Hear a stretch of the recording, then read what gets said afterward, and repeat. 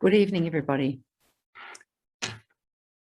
Welcome to a very important event this evening in recognition of the need to advance women in their health careers and in health in general, especially emerging from COVID recovery and beyond. Tonight, we have a fantastic cast of outstanding speakers who are going to talk to you from many different perspectives, walks of life, regionalities, and backgrounds, and we had the fortune of being able to hear about some really important government-funded initiatives that are starting to address some of these big challenges. We will hear from Welcome to Country and Acknowledgement of Country from Professor Aunty Kerrie Doyle. Dr. Katie Allen MP, the Federal Minister for Higgins, will provide us with a keynote address, as will Isabelle Marshall, who is the 2021 Young Australian of the Year and the co-founder of Taboo Period Products. We'll then have an overview of two very exciting and important national and internationally linked initiatives, and then discuss next steps and future opportunities. Without further ado, I'm going to hand over to Aunty Kerrie Doyle. Thank you for the privilege of opening this wonderful initiative by offering an acknowledgement and a welcome to country. So, thought I might have had a slide, but never mind. So, one of the things that's common across all Indigenous communities is the idea that the earth is our mother. And I am the firstborn daughter of the firstborn daughter of the firstborn daughter since time began. Thank you. Next slide. So my family come from Sydney, my Aboriginal mother and my Aboriginal father comes from Winanini Budgery from the borders up there. But you can see when you look at this map that all of Australia had somebody that called it home, and all of Australia had somebody that walked the country and knew its Mother Earth. Next, please, Bob. So I'm speaking to you today from Dara country, which is just borders on my mother's country that I'll just quickly show you. Next slide. And next slide. These are examples of the sacred sites that are in Sydney. This is part of central Sydney itself. Next slide. But I want to welcome you by singing a song that Pemulwuy wrote. Next slide, so that you can sing this song of welcome wherever you go. I'm just going to shoot up my clapsticks.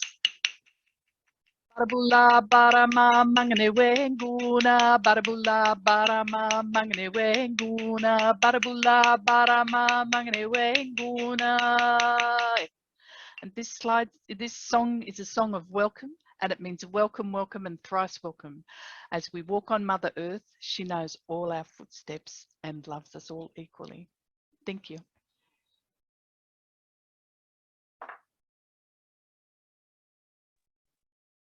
Thank you very much, Aunty Kerrie. So just having had that welcome, just a few key housekeeping notes. To make the most of this event, we would encourage everyone to make use of the chat function.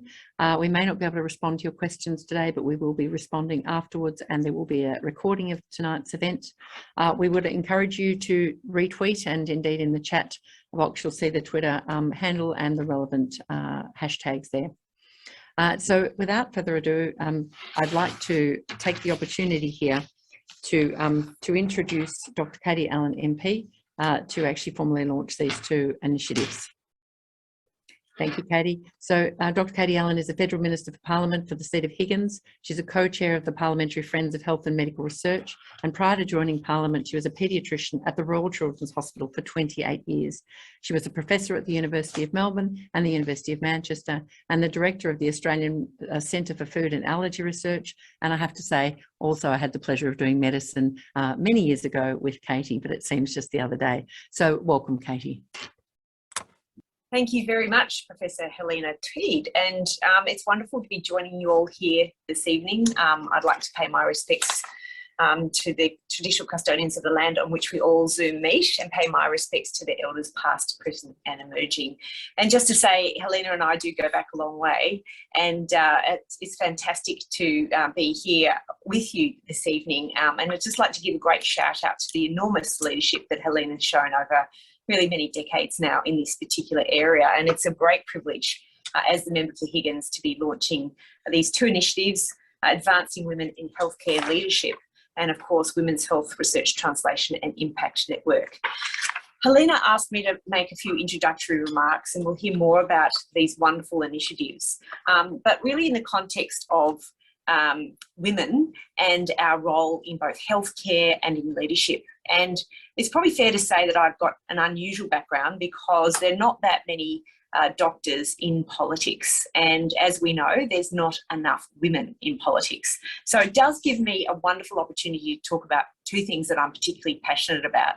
And I'd like to give a shout out to the fact we have Mary Waldridge online, who is actually the director of WGEA, who has had a political life herself as a member of the upper house in the Victorian State Parliament, and who's now fighting for the issues of women's equality. And just to say that Mary was actually incredibly important in helping me make the decision to step into Parliament. So it's wonderful to have her online, knowing that she is a true leader for women in our community. But my story sort of goes back to coming from a long line of doctors, and in the context of there has been a massive change for women over the last number of decades. And we all know about the different waves of feminism. But from a deeply personal point of view, I think that what's happened in the last 30 to 40 years is a complete social revolution that's almost unacknowledged.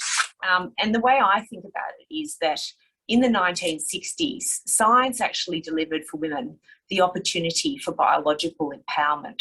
So with the introduction of the oral contraceptive pill, that meant that women could actually be empowered to control their own biology and therefore their own destiny. And what we saw here in Australia, and in fact right across the world, was a great take-up of opportunities in the education sector, and women joined the ranks of university students in numbers that had never been seen before. In fact, I come from a highly educated family with my mother and grandmother both going to having private educations at an all-girls school. In fact, my daughters and myself went to the same school. So our female line was educated at a very high level in the secondary school environment for over 100 years. But what struck me when I was talking to a man who was saying, I'm the first in my family to be university educated, I realised that I was the first woman in my family to be university educated. And this is quite remarkable because when you look at many women of my age, the eldest of Generation X, you see that that's taken for granted, that many of us who strive for academic excellence and to get a good education, hopefully to have a powerful career, are the first in their families amongst women to be university educated. But what that meant was that we saw women participating in the workforce in numbers that we had never seen before, and at levels of contributing to a career that we'd never seen before. And that is the first time in our history.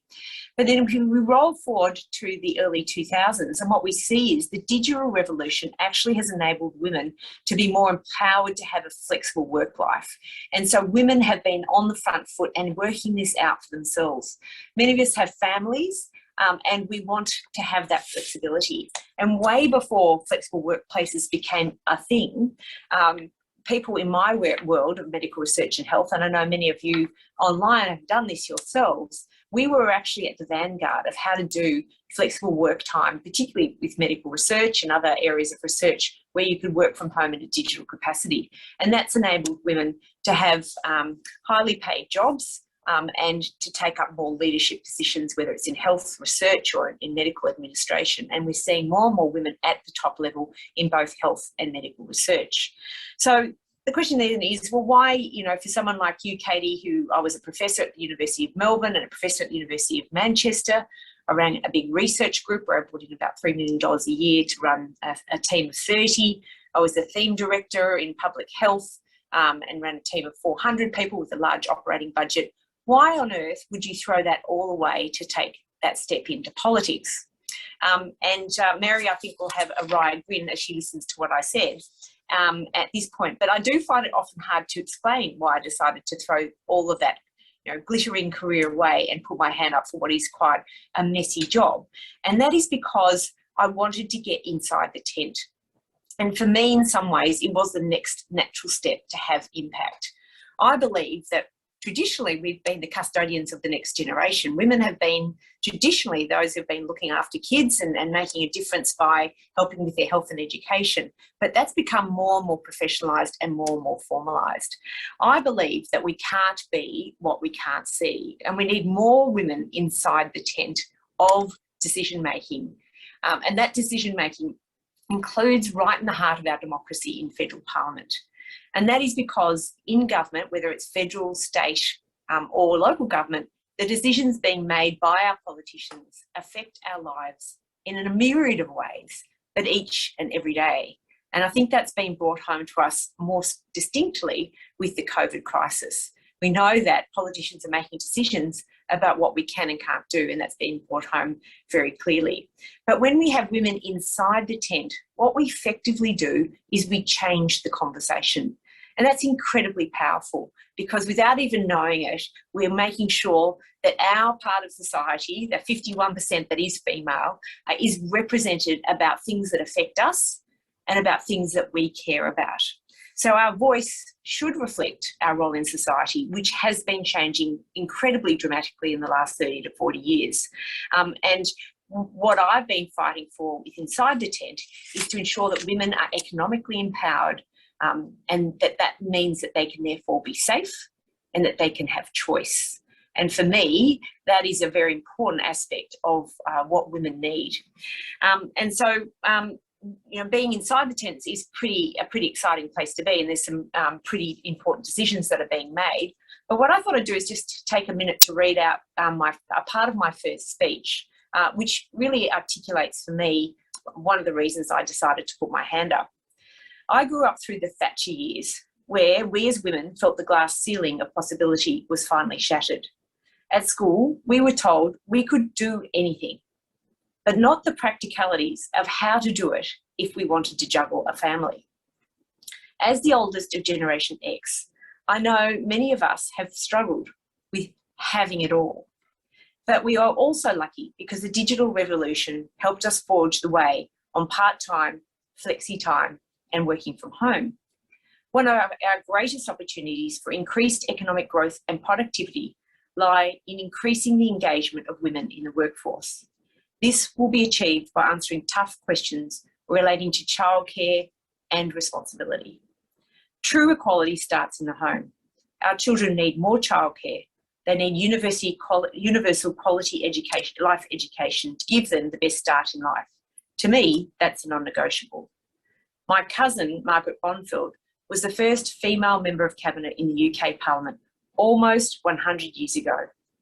In those days, women, like our party's co-founder, Dame Elizabeth Couchman, had to choose between public life and having a family. The legacy of these women is left to us to champion. Some women choose not to have a family. For others, the choice is made for them. We should never judge.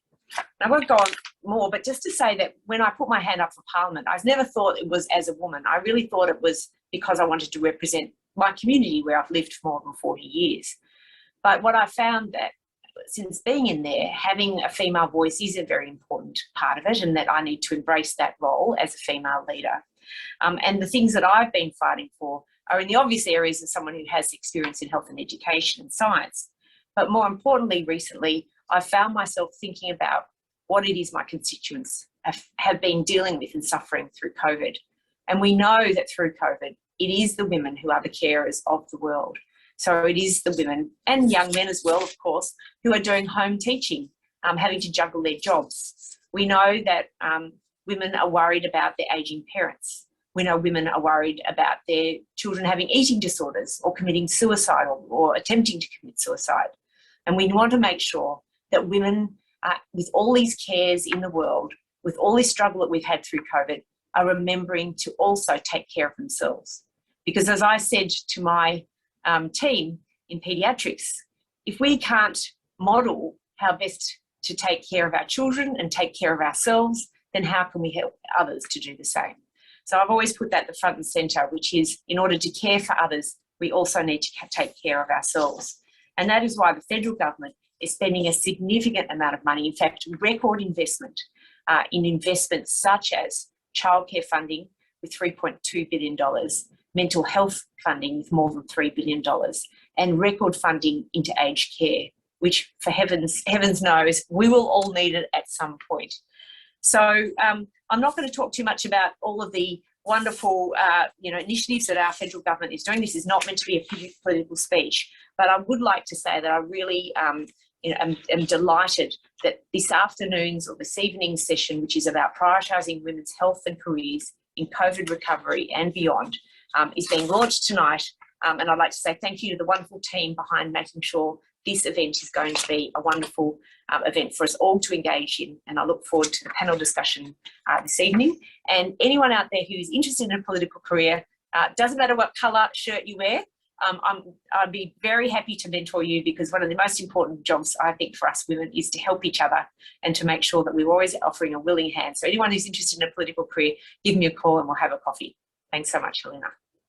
Thanks very much, Katie. You've said exactly the same to me on several occasions. So thank you for picking up on those really salient points. Again, just to acknowledge Mary Waldridge, who's actually a member of our advisory committee for the Advancing Women in Healthcare Leadership Initiative as well. And just to acknowledge the Honourable Greg Hunt, Minister for Health and Ageing, who also passes on his regards, but was very clearly happy to delegate to you, Katie Allen, as an expert in the particular topic.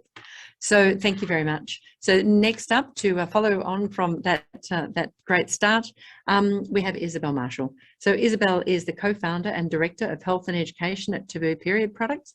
This is a social enterprise that sells high quality certified organic pads and tampons with all company profits dedicated to eradicating period poverty.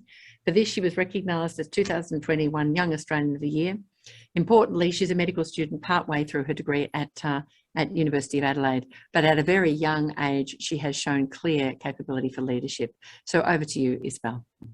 Thank you so much, Helena. It's a real pleasure to be here and take part in this amazing event with you all. I do want to acknowledge that I am speaking to you from the land of the Kaurna people in South Australia, and I want to pay my respects to elders past, present and emerging. So yes, I want to be talking to you about Taboo, the social enterprise that my best friend from high school and I started just after finishing year 12. Taboo is all about periods, as you'll soon find out. And what I've found incredible about the journey since starting Taboo until now is just learning how complex the issue of menstrual healthcare is, how complex the issue of period poverty is, and how it plays so intrinsically into the broader theme of gender equality and our ability to be healthy and able to take part in our schooling, careers and leadership opportunities as well. So I'm looking forward to sharing with you our experience of starting Taboo, as well as what period poverty looks like around the world, and again, how that plays into the broader theme of today's panel. So in I think this is working now. Yeah, in start of 2016, my friend Eloise Hall and I went to a leadership conference at Bond University. And it was at this conference that we were introduced to what's called the social enterprise model. Neither Eloise or I had done business at school. We had no experience in the area ourselves, but we did fall in love with this concept of using the power of business as a vehicle to make sustainable change. What a social enterprise is, in essence, is just a general business that undergoes business activities, but dedicates either its profits or its product, its service to a broader social or environmental cause. So the pioneering social enterprise that we were introduced to at this leadership conference was Thank You Water. At the time, they were selling bottled water to Australian consumers in order to raise money to fund water projects around the world. I'm sorry if you can hear my dog in the background. This is probably the closest I've got to balancing career and parenthood, but yes, please ignore. So social enterprises, this incredible model that connects in a really sustainable way people living in extreme poverty to people living in extreme riches, and kind of bridging that gap. Eloise and I were very excited about this idea, and so we started brainstorming what sort of products and services we engaged with every single month, every year, every day as young Australians, young female Australians. And when we came to pads and tampons as a product that we used on a very regular basis, we started to look into what the world would look like, or what life would look like if you didn't have access to the period products that you needed to deal with your period in an effective and dignified way. And that's when we came across this idea of period poverty. And actually at the time, this was about 5 years ago now, period poverty wasn't even a term that existed. But since it's really become a word that people recognise and take seriously, which is really exciting. I will explain it though briefly. In essence, period poverty is when a menstruator can't afford or access the products that they need to deal with their period, or the support that they need to deal with their period in an effective, dignified manner. Upon researching this to a deeper level, we discovered that some of the key factors leading to period poverty are, of course, poverty. Period products cost quite a lot in the grand scheme of things every single month. And of course, a lack of reproductive education as well, which ties into the gender inequality, the stigma and the shame that surrounds periods as well. For a long time, periods were misunderstood, and for that reason, a lot of myths and cultural understandings developed around the period and menstruation that had negative connotations and resulted in feelings of shame, negativity, and embarrassment around such an incredibly natural biological function that half of the population goes through every single month. And of course, a process that is vital for the continuation of humans as a species. Of course, gender inequality plays into that. For a long time, periods are a very physical manifestation of having female anatomy, and that hasn't always been a benefit for the women before us. And so, of course, that has led into this lack of understanding, this lack of respect, and then furthering that period poverty cycle. The reason we became so passionate about this idea of period poverty is because we found out that 30% of girls dropped out of school as soon as they got their period in developing countries.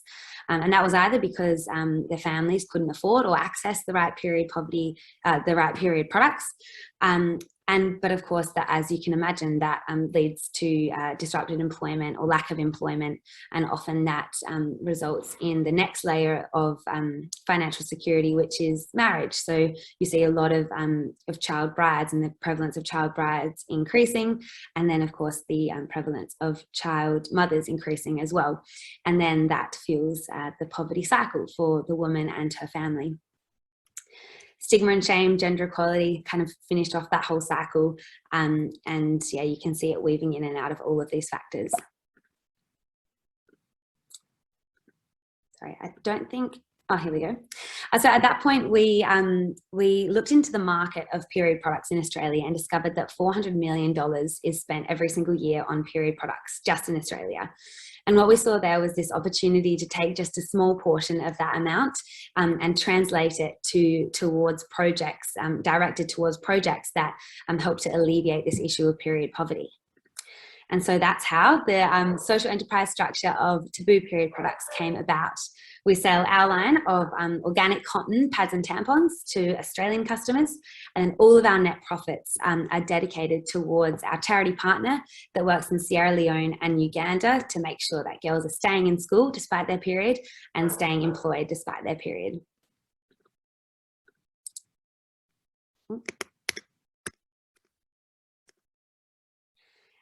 Since then, it's been 5 years, a new definition of menstrual health and wellbeing has been developed. And what this really highlights is just how complex and layered dealing with a period is. I'm sure a lot of people listening today haven't actually thought about periods in such depth. And that's often because we've been taught, I guess, for generations and generations to deal with our period alone and in quiet, and in a way that is the least disruptive towards life and the people around you. And for that reason, the first thing that comes to mind isn't the fact that you need proper facilities to be able to wash in order to deal with your period. You need services to care for your body. You need the right period products. You need information about the menstrual cycle, and that of course filters into things like information about reproductive health care and fertility and all of that. So our mission is to eradicate global period poverty and improve menstrual wellbeing. So that's quite a big mission. And as I said before, the way we do that is through that social enterprise model, which creates the practical change. So the aspects of taboo, I'll just quickly outline. We offer practical help in the area of period poverty by using that profit model, and also a program that we've put in place called Pat It Forward. And we put Pat It Forward together because we learnt very quickly that period poverty absolutely exists in Australia as well. There's been a number of research initiatives, even quite recently, one from the Commissioner of Children and Young People in South Australia, Helen Connolly, who's put together this incredible report called Menstruation Matters, which highlights the complexities and the reality of period poverty in a very developed and affluent place like South Australia. Helen has highlighted that there are absolutely menstruators that discontinue their participation in school, in community events, which leads into a decreased quality of life, and also inhibits the ability to take part in regular employment to the best of the menstruator's ability. So our Pat It Forward model, it allows our customers to buy our product on behalf of someone in Australia who needs it. And so at the end of every month, it's a subscription model, so $7 a month. At the end of every month, we collate all of those donations, and then we distribute them to the organisations around Australia that we've partnered with. So we've partnered with health clinics, we've partnered with Aboriginal health clinics, schools, a whole number of amazing groups that serve people in their community. We have a strong focus on education. For the last 5 years, Eloise and I have been to schools. We've talked about starting a business as young women. We've talked about period poverty in general around the world. We talk about how to look after yourself on your period, and all of the things in between that allow us to have face-to-face discussions with students, which has always been such an encouraging part of Taboo, and such a satisfying part of Taboo as well. We're currently putting together some resources to supplement those presentations and to streamline them. And we also have a strong focus on content surrounding social media, blogs, and we've just started a podcast as well called The Flow. And the idea of all of that is to make sure that this information is totally accessible to anyone in Australia, because we think that this is the information that everyone deserves to understand for themselves. We have quite a strong focus on policy change as well. We've been so excited to know as of this year that a lot of state governments have committed a portion of their budget towards providing free sanitary products to state schools, which is a brilliant first step. There's also change to be had in workplaces and community groups as well. We like to encourage and put the pressure on employers and leaders, local leaders, teachers, to consider the fact that perhaps they should be providing these products in public spaces so that no one is disadvantaged simply because they have a body that bleeds every month for the benefit of the rest of our human population. Of course, a huge part of our activity involves culture change as well, addressing the stigma around periods to open up the conversation so that change can be had, and so the conversations are had at the level of decision makers, which makes a sustainable and systemic change as well. Over the last few years, I guess I've been considering the role of periods in our lives personally, and also as members of the community, a broader community.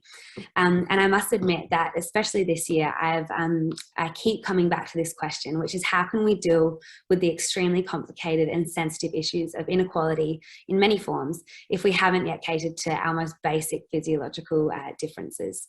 And I guess that's where all this taboo stuff stems from. We don't want periods to be a disadvantage to anyone, and for that reason the structures, the resources need to be put into place so that they aren't. This year has been absolutely chaotic and incredible, thanks to a bunch of amazing people and an anonymous nomination that I'm unsure of. I was nominated for and then received the award of Young Australian of the Year on behalf of Taboo, and that was an incredible opportunity for us to use this incredible platform to spread Taboo's mission. And this year has been chaotic in that sense.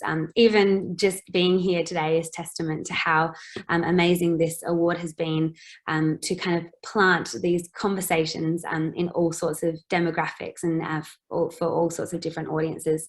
I've had incredible opportunities to now serve on the Premier's Council for Women in South Australia, which has also opened my eyes to so many broader issues facing women, and even things like being a host on our university podcast, which has opened my eyes to so many other amazing topics as well.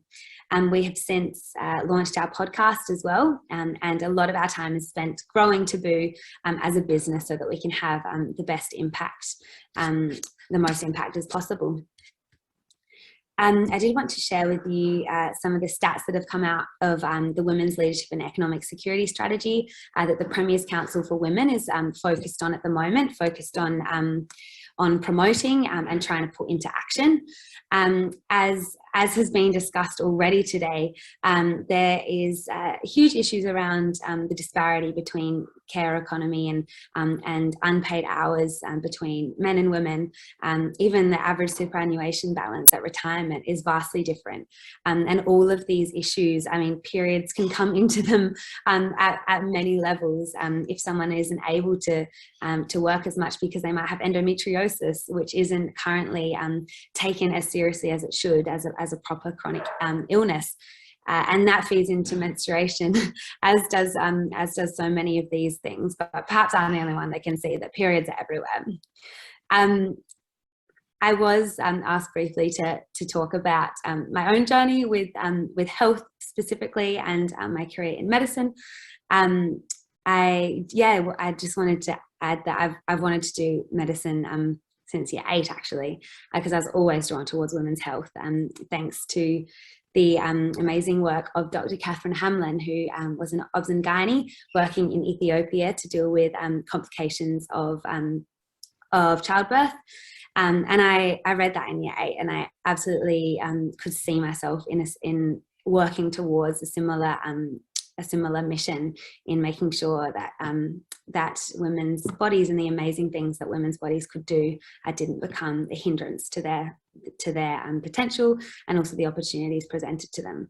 And then since then, I've started my first 3 years of medicine alongside developing Taboo, and have found myself again here very excited about the potential for women's health and how we can grow this area. So thank you so much for listening today to my presentation. It's been a real honour to be here, and I'm looking forward to the rest of the event in whole. I feel like I have a lot to learn from all the amazing panellists here. So thank you very much.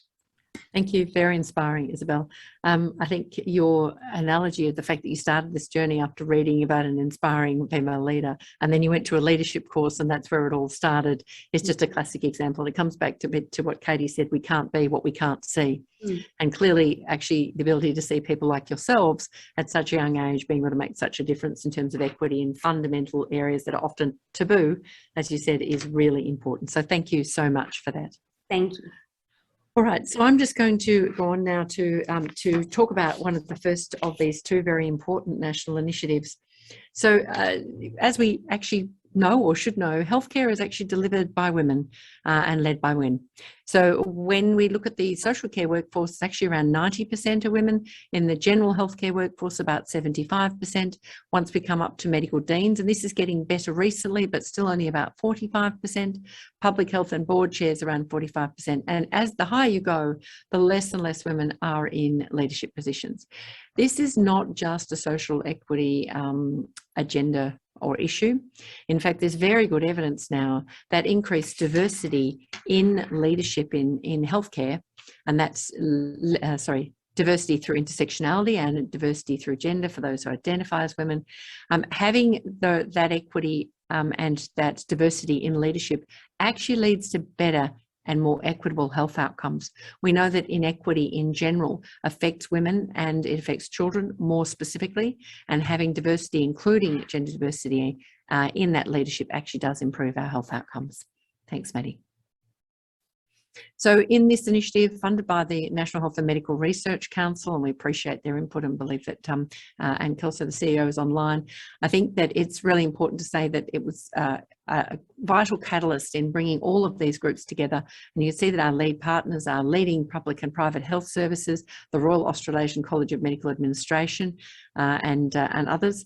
And in essence, we have the College of Nursing, Medical Association, Cabrini Health, Eastern Health, College of Physicians, College of Surgeons, College of Obstetrics and Gynecology, Victorian Government, College of General Practitioners and College of Dermatologists, and the number is growing on a very regular basis.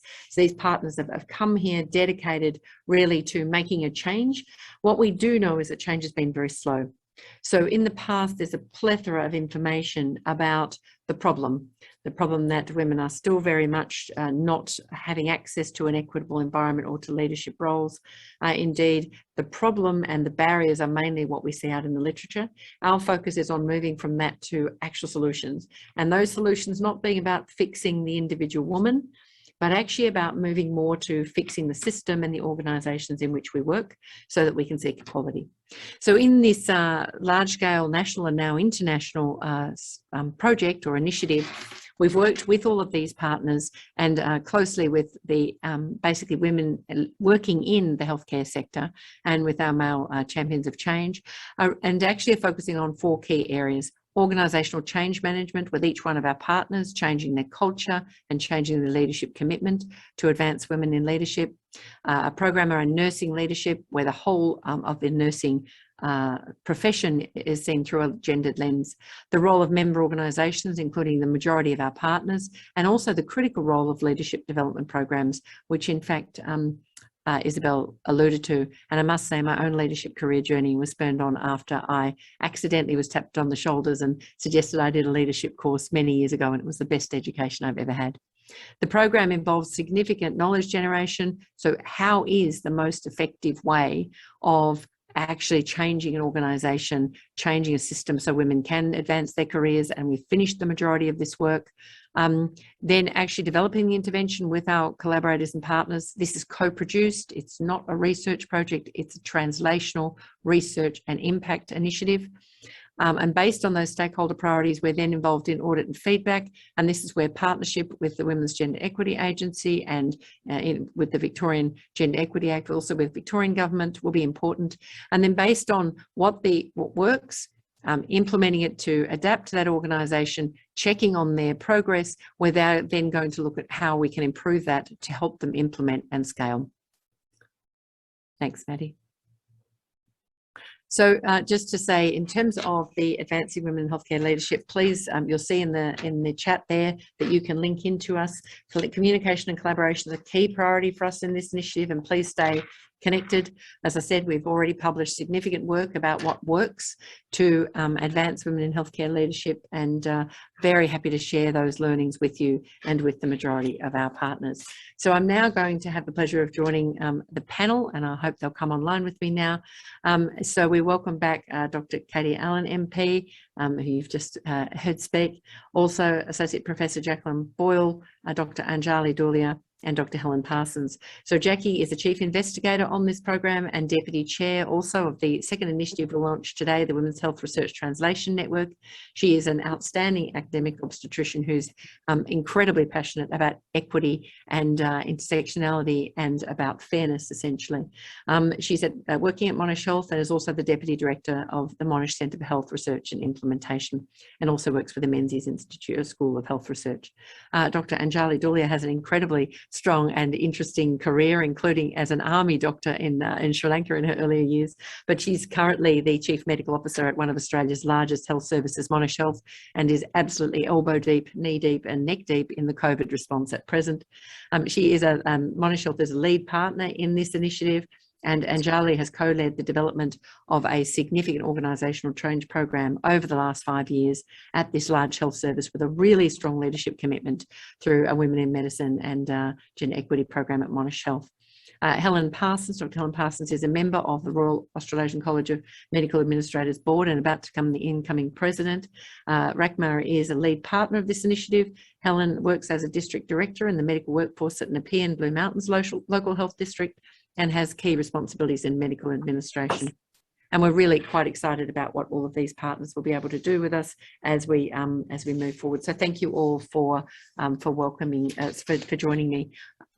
So just to come back now to a few key questions about this initiative that we've just touched on today.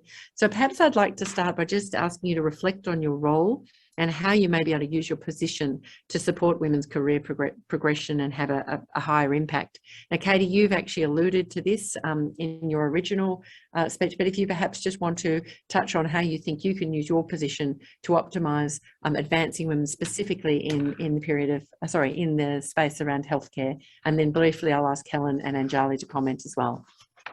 Well, So, thanks Katie. so much, Helena. I mean, there's so much we could talk about in this area, and obviously, you know, we can take it down to personal responsibility, and I'm sure every woman on this call does some form of mentoring in some way, whether it's having a cup of coffee with a friend or a more formal colleague mentoring role. And I know that there are many institutions around this country in health and medical research that have formal mentoring programs and, are members of Athena Swan or members of whatever program that is being on offer. And I really welcome those sorts of formal and informal mentoring programs. But for me, being in Parliament now, and I put my shoulder to the wheel behind what is effectively the Women's Economic Security Statement called the WES. And I'd encourage any of you who are online to go and have a look at it, because no one knows what the damn thing is. It really annoys me, because I fought really hard to double the funding of it the first year that I was elected as an MP. And I was very proud to say that the member for Higgins before me, Kerrie O'Dwyer, the Honourable Kerrie O'Dwyer, actually oversaw and championed the initiation of the inaugural Women's Economic Security Statement. I'd like it to be called a strategy. I think statement's too passive, but I managed to get it doubled from $110 million to $240 million, and then it's being doubled again. And inside that is where all of these initiatives lie. So there's a whole host of really interesting programs about helping women, whether it's women in STEM, women in leadership, women in trade, about childcare, about domestic violence. There's a lot in there, and I'd really encourage you to go and have a look at that. So from the point of view of what I'm trying to do in Champion Inside the Tent is those formal programs, because we know that particularly STEM, and I'm probably a bit biased being a scientist and medical researcher, but we know that the STEM underpins the jobs of the future. But more importantly for women, it underpins the high-paid jobs of the future. So we know there's a modern manufacturing revolution coming at speed, and we know that health, science, technology are the things that and education and training in those are going to underpin the top quality jobs of the future. And that's why we want women to get hold of that training and to grab those jobs with both hands, because that is what's going to help reduce the gender pay gap, and it will also help with female workforce participation.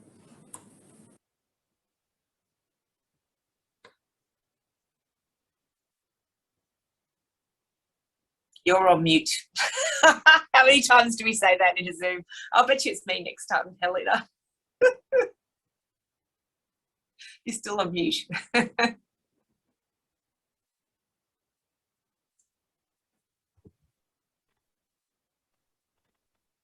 You might be having trouble with her computer. Thank you. Got it. So sorry. And Katie, you were not supposed to be able to say that to me. Helen, would you like to make an additional comment? Well, I'm very fortunate to be on the board of the Royal Australasian College of Medical Administrators, and at the moment we have 35% of our members are female, 45% of our candidates in training are female, and 7 out of our 11 board members are female. So we've done a fair bit of work within the college, obviously more to go, but I think the leadership development programs that we have for medical leaders in the Australian and New Zealand health system goes a big way to developing women in their careers in health leadership. Great, thank you very much. And I didn't know whether Anjali, you wanted to comment as well. Just briefly, I think it's an interesting question about how we use our roles, to advance women in leadership and things. So I suppose, for me, in a formal way, the role is just like Katie said earlier, to be in the tent and, to make a systemic change so that in policies and procedures, and then also being able to hold people accountable to that. That's what the formal role brings to this. However, I think more importantly, I would say I use my power and influence more informally, and that's to sort of just as Kerrie alluded earlier, how Mary gave Kerrie a bit of a nudge, to jump into something which you might not otherwise want to or think about.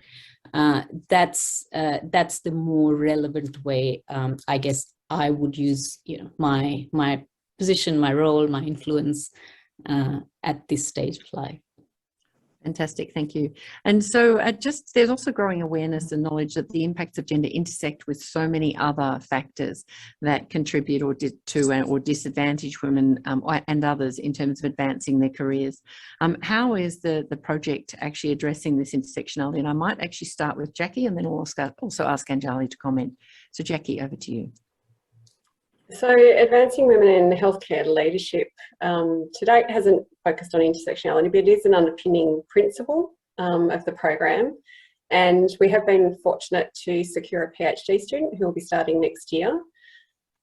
I think there's a lot of evidence around the barriers that women experience and how intersectionality comes into play for that.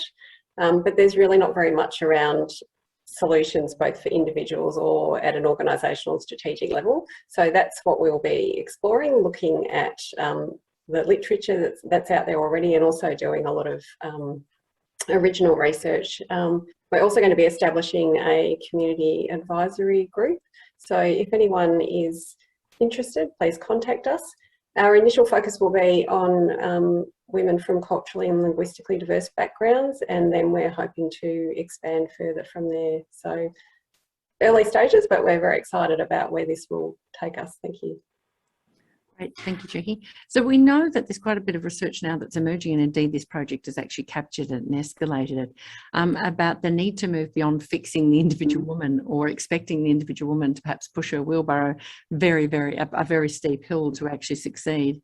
And even with the mentoring and the nudging and the support of people like Mary Aldridge, like Katie, like ourselves, there's a need for change in organisational cultures that actually make this easy. And one of the reasons we don't see that happening is often, whilst many of our senior colleagues are well-intentioned, the reality is the majority of senior leaders in healthcare are males or men, and often they don't see the key challenges or barriers in the same way that more disempowered often young women do. So in terms of changing an organisational culture and capacity, we know leadership commitment is critical. From your experience at Monash Health, Anjali, how do you see that the culture has started to change as you've had this leadership initiative and focused on diversity and inclusion and advancing women in medicine? What do you think has been key in that journey so far?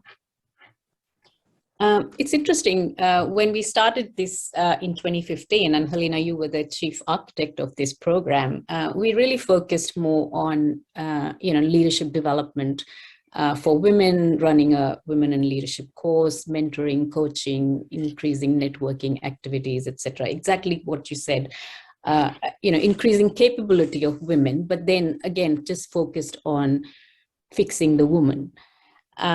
over time, in the last couple of years, we started looking more at systems issues. But the key, I suppose, the key driver of it has been leadership commitment. So commitment right up from the chief executive to the head of people and culture to our key senior leaders in the organization, to be really intentional about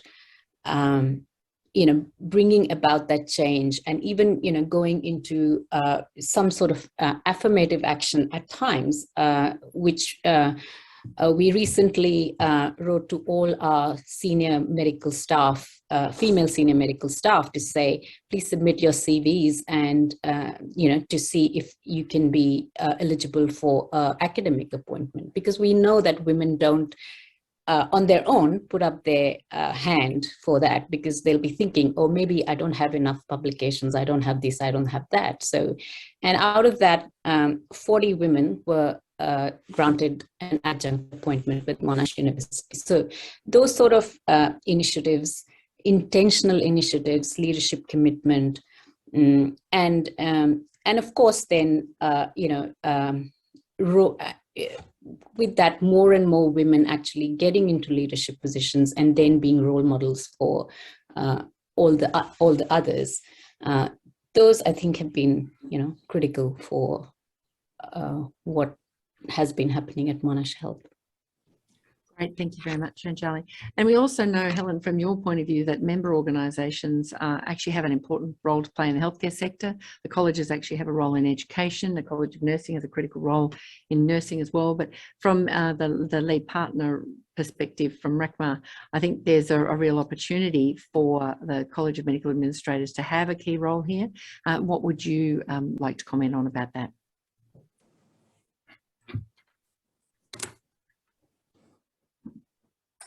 Helen? Have we got Helen on mute? Sorry. That's right.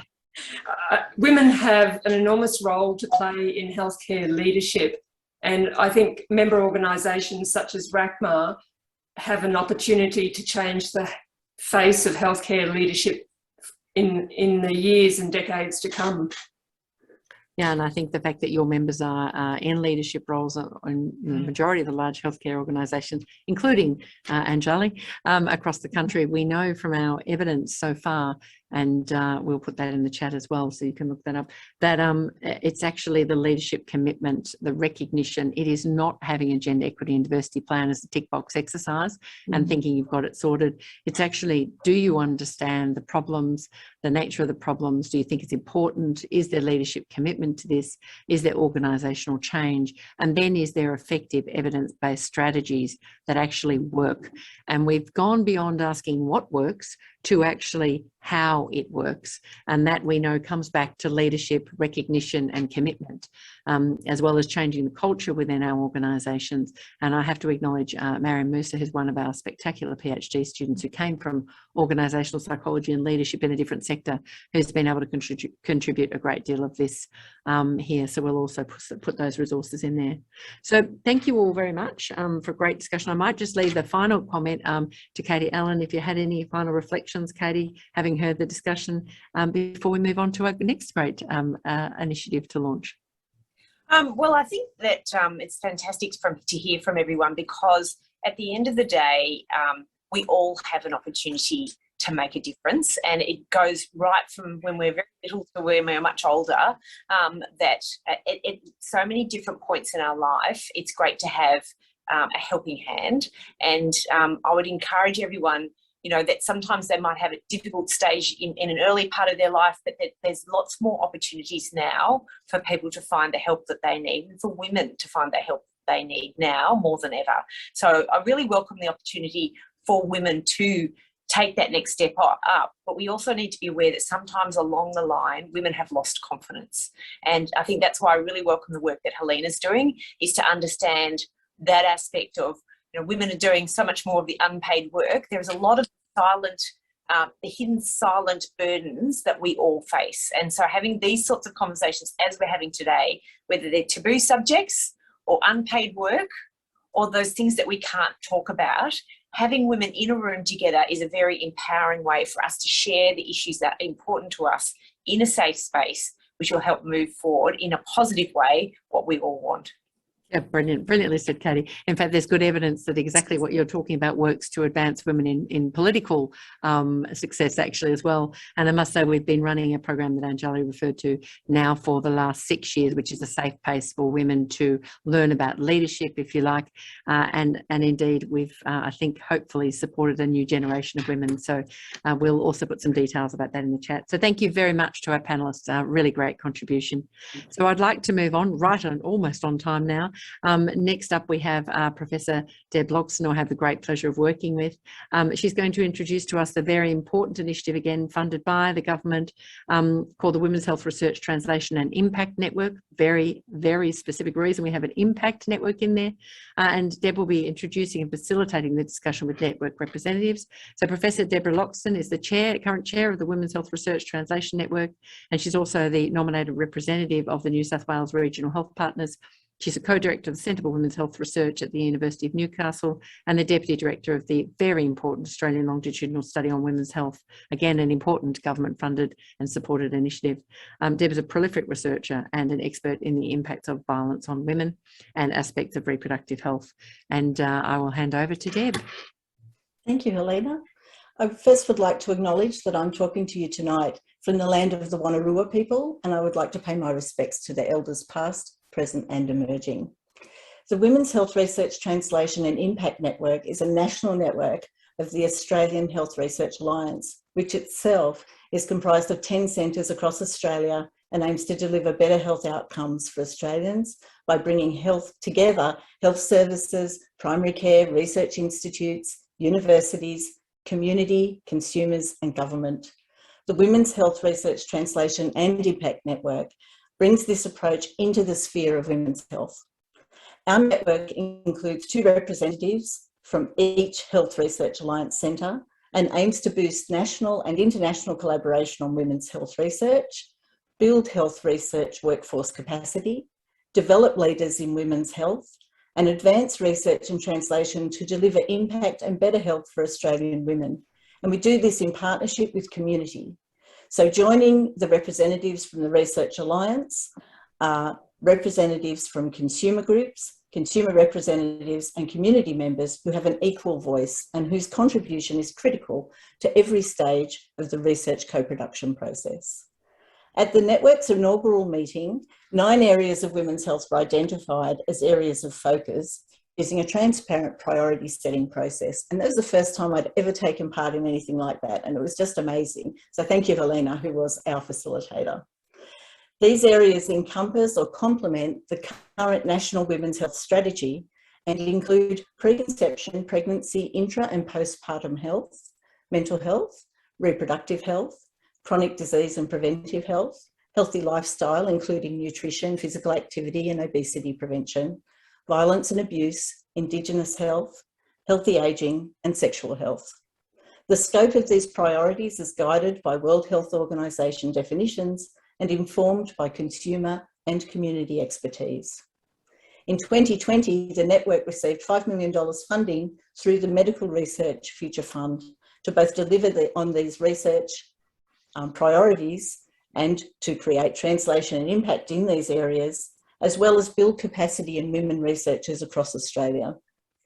As has been noted, women face particular difficulties and challenges in achieving career aims in healthcare, and the same is true in the academic community, with a disproportionate number of women dropping out of academic life at around the mid-career stage. But we'll have more about that from our panel in a moment.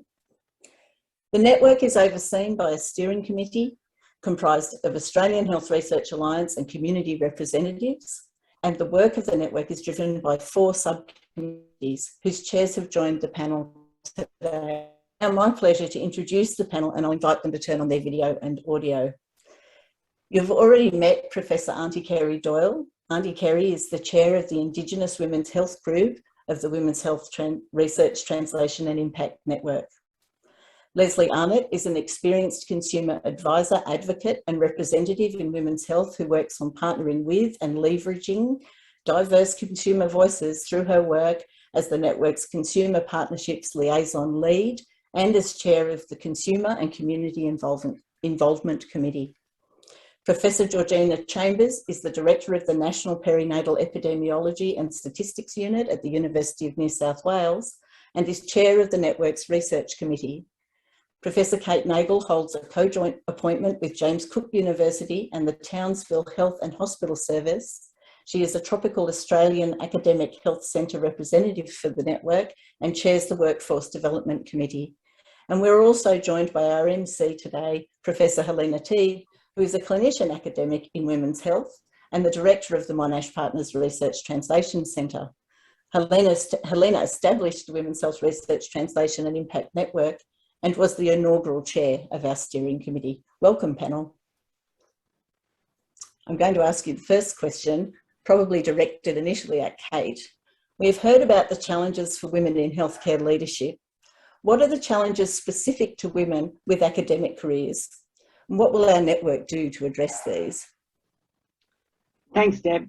Well, certainly women face challenges in connecting, I think, specifically with experienced women researchers to provide mentorship, as well as often experiencing career interruptions resulting from childbirth and in caring for our family members.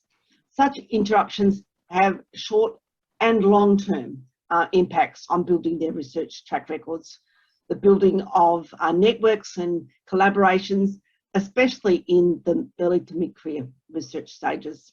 And I suppose it's fair to say that COVID-19 has compounded these challenges for women, shouldering the main load of homeschooling alongside of the uncertainty of employment and the casualisation of workforce. So what we've done about it, we're in a really good position, aren't we? A unique position to connect with and support women's careers in health research in terms of being a national network of cross-sector, multidisciplinary health professionals and academics. So to date, just to describe a couple of things that we've done, which I think have been really very of significant impact. We've conducted a national survey of early to mid-career researchers. Forgive me, I'll talk about EMCR because it's just a little bit less of a mouthful. So we've looked at identifying barriers and enablers, challenges and needs of this specific group. In response to the results and analysis of this survey, we've developed a 3-year strategy with a bold vision and plan to advance gender equity in women's health research leadership through workforce development and capacity building opportunities for early and mid-career researchers. We've invested in building research capabilities through the EMCR funded awards, and so from 300 applications, we awarded 36 $15,000 awards dispersed across our 10 networks, our 10 centres, offering one-off financial support to facilitate career advancement and development. And these were awarded to talented women researchers from different backgrounds, professions and areas of and different areas across Australia. We've also awarded 10 unfunded emerging leaders fellowship. That's 1 per centre, and that is a 12-month voluntary appointment within the network to offer emerging leaders of women's research, women's health research, with an opportunity of match-made mentoring. So hands-on practical experience in a high-profile national community with women in research leadership. It's designed to equip fellows with fundamental real-life experience, training and networking opportunities to build skills for the future. We have many other initiatives in train, but that's just gives you a snapshot of what we've achieved to date. Thank you so much, Kate. It certainly has been an exciting time to launch those programs, and you've been a magnificent leader in the space. I wonder if you'd mind, and perhaps some of the other panel members might also comment on this. There was a question in the chat and it just spoke to my heart, so I'm going to interject that at this point and ask who would like to speak about imposter syndrome? Helena? Yeah, look, there's some beautiful research that actually made a big difference to my career when I heard about it, around the fact that for women, some of the key barriers are around the fact that we don't always have the capacity because we do so many other things in our lives and don't necessarily have good balance or sharing of that with others around us.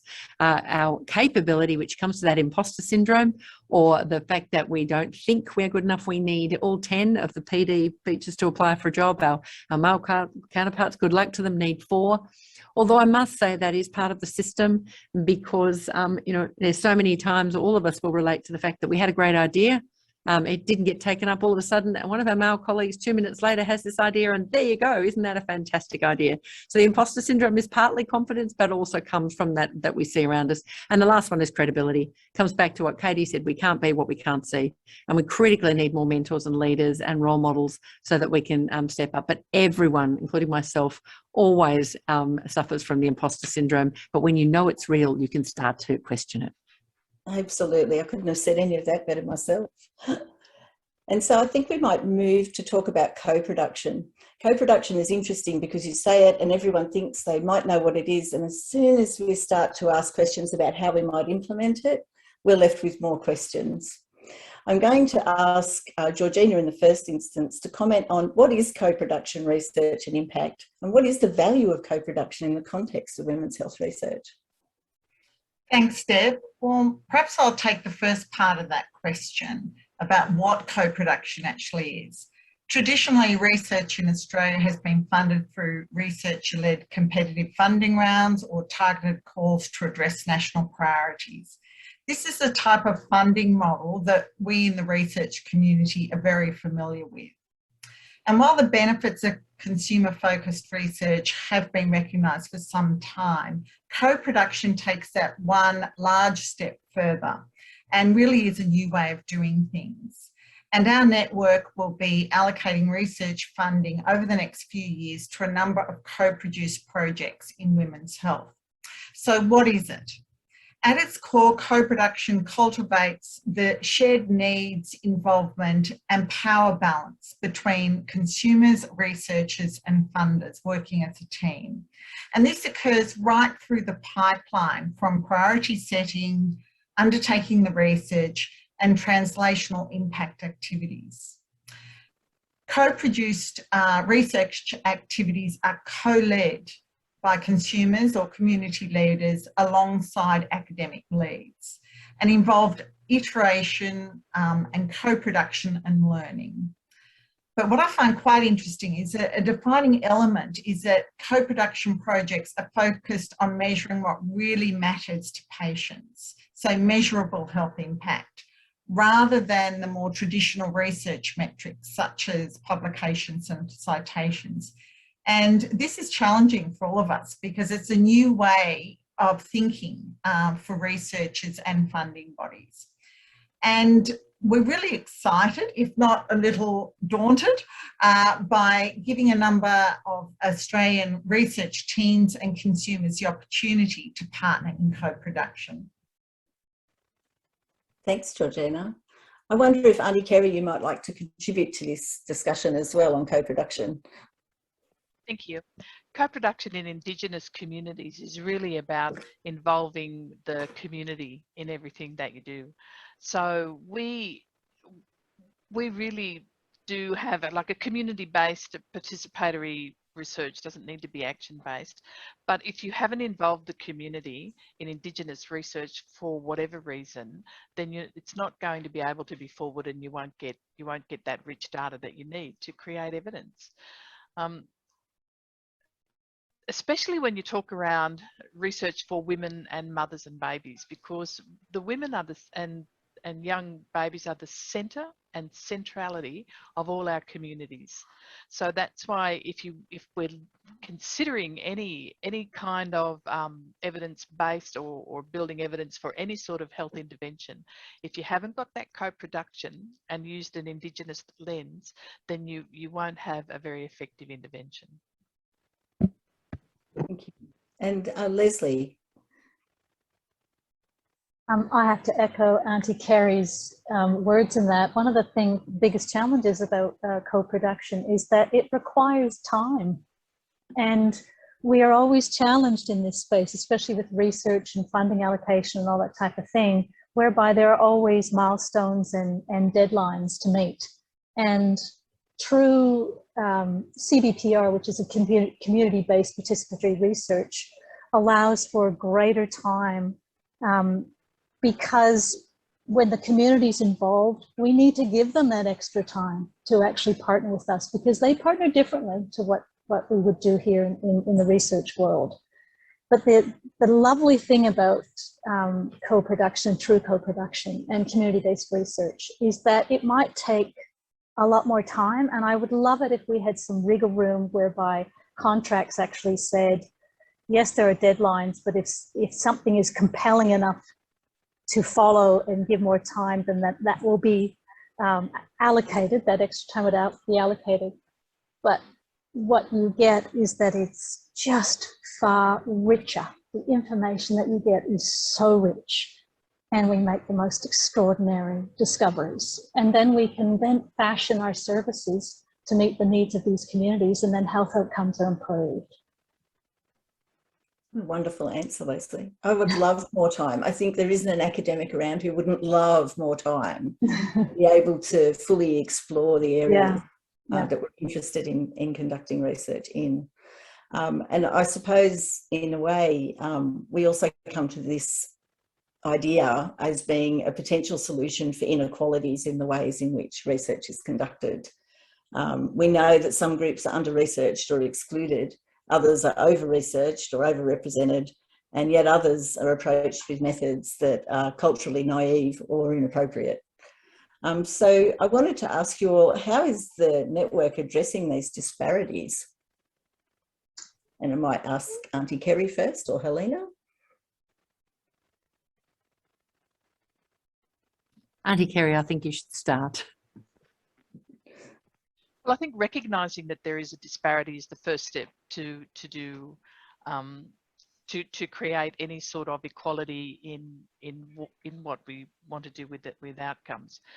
And I think understanding that even across Australia, there's going to be diversity in communities, diversity in what people do, etc. So all of those kinds of issues need to be considered first of all. Before we do any research project, anything like that, we have a partnership cycle. And that partnership cycle can take, if 3 months if you've got a trusting relationship existing already, or anything up to 2 years, which is why we really need to plan any sort of research or any sort of intervention way in advance for that reason. And I'm sure that Leslie would agree with me on that it takes a long time to build that trust. Trust is the speed of light, like it takes light years to get here, but you can turn it off with a switch. So it's very important that we consider the values as well. Helena. Thank you.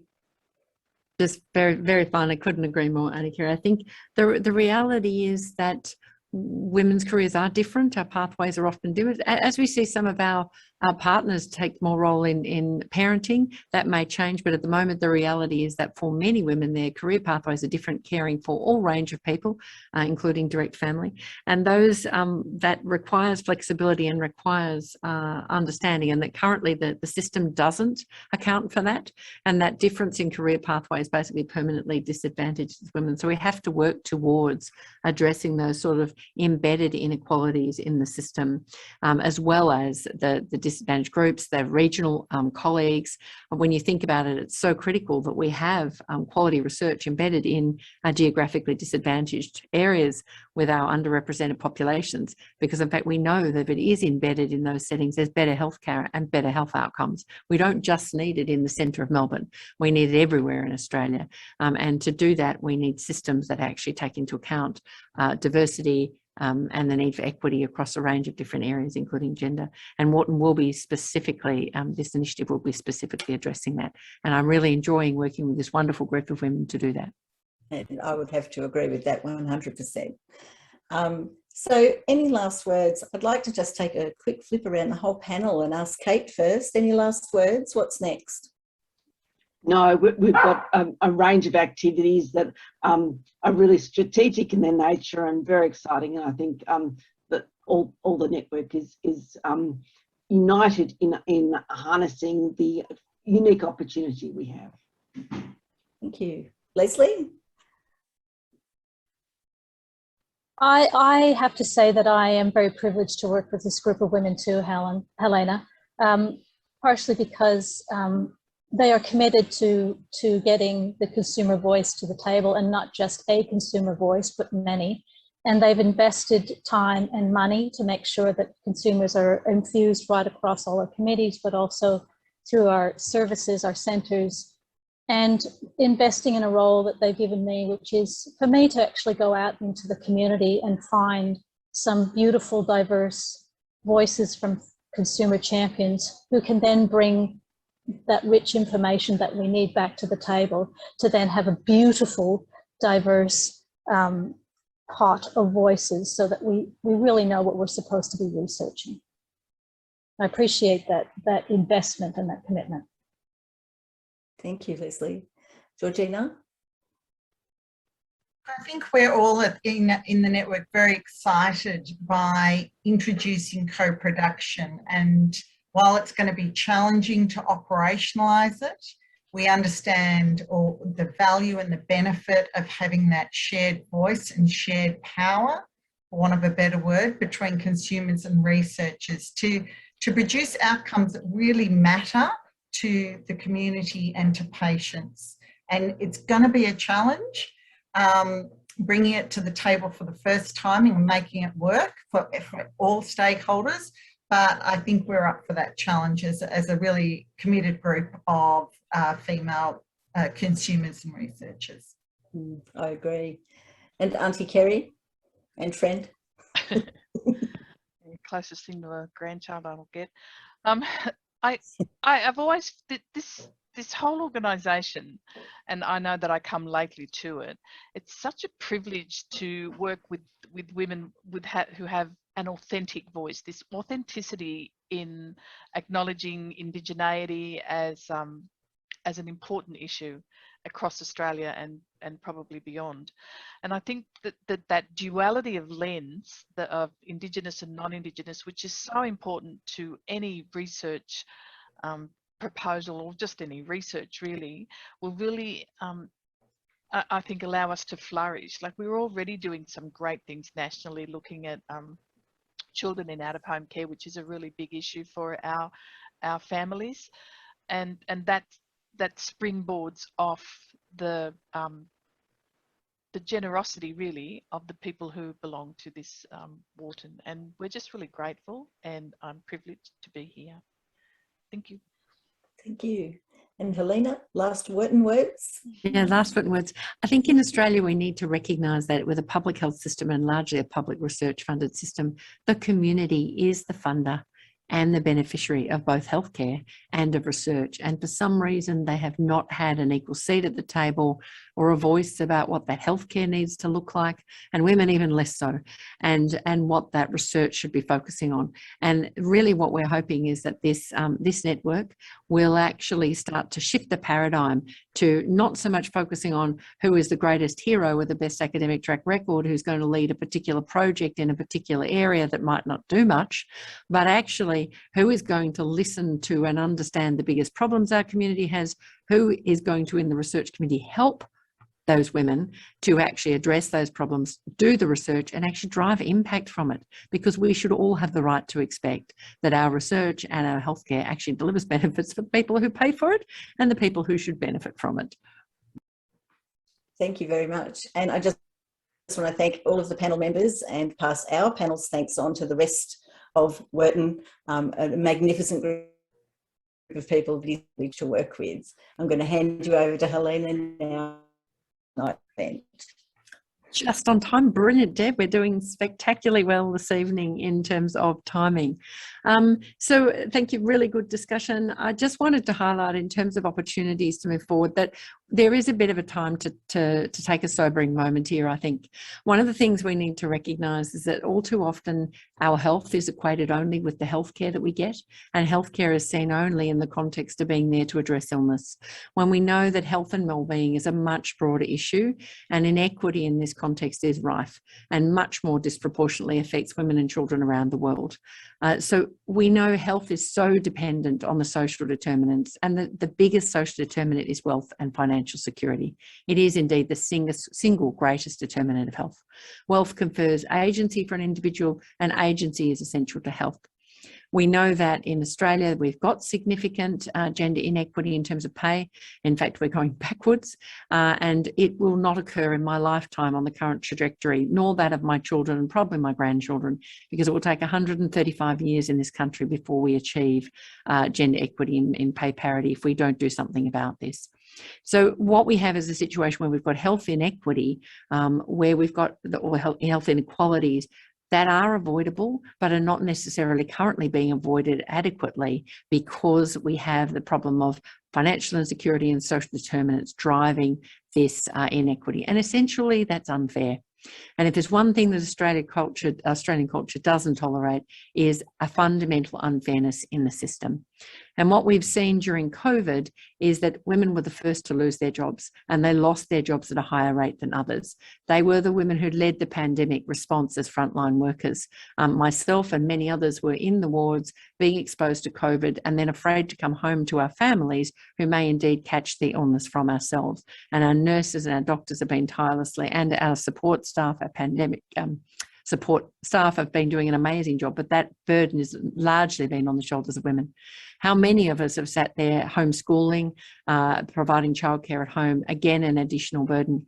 We've seen increases in domestic violence, again, often caused, at its root cause, made much worse with financial insecurity. And we've also seen worsening mental health.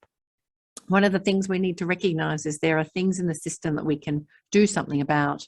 Things like during this episode, there have been $13 billion stripped from Australian retirement incomes because of the drawback on superannuation, a really important mechanism at the time during COVID. But it's actually 300,000 women that have actually emptied their accounts in this context. And it's actually younger women and then older women. So we were already behind the eight ball in terms of financial insecurity with our superannuation, and that's now significantly exacerbated during COVID. It's estimated around 80% of the superannuation drawback was actually women having to draw back on this because of their caring responsibilities. And this will significantly exacerbate financial insecurity as we get older, and that's already a problem for women. So we have problems in the country that are driving inequity. We need to address those because financial insecurity is one of the key drivers for health. But in general, in the past, we've looked at health through that very narrow lens of we get an illness, we address it, and we need healthcare, and it's all about a healthcare system. But clearly we need a much broader lens to look at that, and it really is an opportunity and an opportune time to stop and think about this at that very sobering moment. So we're aware that the government does recognise the problems. We're aware that there's entrenched problems that can be addressed, and Katie Allen has talked about some of the initiatives here, but we're also aware that there are opportunities to do a great deal more. And by coming at that from a health and wellbeing lens, but including and considering the social determinants of health and the intersectionality that is rife here, and also the gender inequity and unfairness that is currently in the system, is going to be critical for the next generation of women, families, and indeed for the persistence of a fairer Australia. So in that context, we have actually obviously identified many of the problems. Their solutions are there, but they're not through one silo of only health or only education or only finance.